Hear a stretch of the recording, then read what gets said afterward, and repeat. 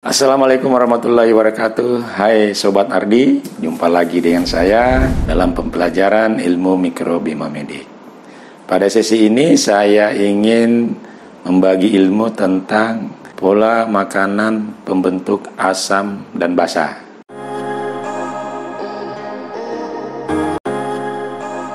Sebelum saya menerangkan makanan-makanan apa saja yang membentuk pH basa atau pH asam, maka saya akan memberi suatu ilustrasi. Jika ada ikan yang sakit di dalam suatu akuarium, maka ikan jangan diberi obat, cukup ganti airnya, maka ikan itu akan sembuh. Jika Anda menderita penyakit degeneratif, misalnya diabetes, kolesterol, hipertensi, asam urat, autoimun, dan kanker, maka Anda cukup mengganti pH asam menjadi pH basa, atau Anda merubah pH asam menjadi pH basa, maka terapi Anda akan berhasil, sehingga proses penyembuhan Anda pun semakin mudah dicapai. Sekarang kita masuk pada inti masalah ini.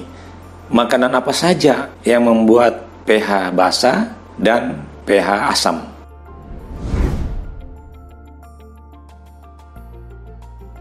Kita tahu bahwa makanan yang masuk dalam tubuh kita akan dicerna oleh sistem pencernaan kita dan dibantu oleh bakteri-bakteri baik dalam tubuh kita, dan akan menghasilkan nutrisi-nutrisi dan juga mineral-mineral.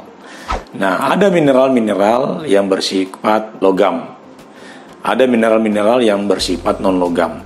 Mineral-mineral yang bersifat logam seperti kalsium, kalium, magnesium, natrium, zat besi, dan seng, itulah makanan-makanan yang akan membuat pH tubuh kita menjadi basa. Contoh makanan-makanan pembentuk pH basa itu ada dua, yaitu buah-buahan dan sayur-sayuran. Di samping buah dan sayur ini menghasilkan mineral-mineral pembentuk basa, juga menghasilkan banyak air dan banyak enzim, banyak zat-zat bioaktif, banyak vitamin. Dan inilah makanan-makanan yang pembentuk basa. Sementara makanan-makanan pembentuk asam, yaitu makanan-makanan yang menghasilkan mineral-mineral non-logam seperti sulfur, fosfor, dan klor.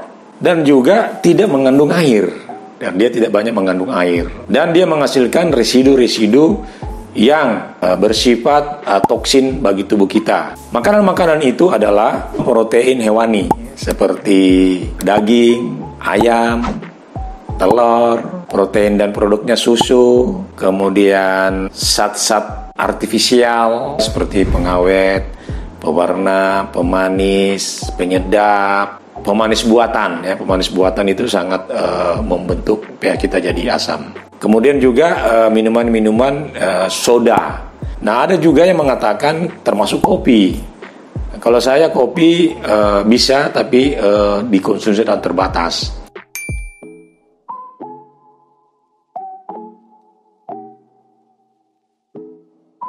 Berapa pH tubuh yang normal? Skala pH tubuh antara 1 sampai 14. Di tengah-tengah adalah netral 7, biasanya air. pH ini bisa diukur melalui alat bernama lakmus. pH-nya basa, dia akan timbul warna biru. Kalau dia asam, timbul warna merah. Nah, alat ini bisa Anda beli pada toko-toko kimia. Misalnya kita mengukur pH asam itu, pH asam basa itu bisa Anda ukur melalui urin, bisa air ludah. Paling bagus adalah kalau Anda mengukur pH darah. pH darah itu akan menggambarkan representasi pH tubuh kita. pH darah yang optimal adalah 7,365. Ada yang bilang juga 7,5 ya. Tapi paling tepat itu 7,365, karena pada pH optimal ini enzim-enzim dalam tubuh kita ini kerja secara optimal, secara bagus, sehingga tubuh kita menjadi sehat. Demikianlah sekilas tentang penjelasan saya tentang makanan-makanan pembentuk basa dan asam. Semoga bermanfaat. Terima kasih. Assalamualaikum warahmatullahi wabarakatuh.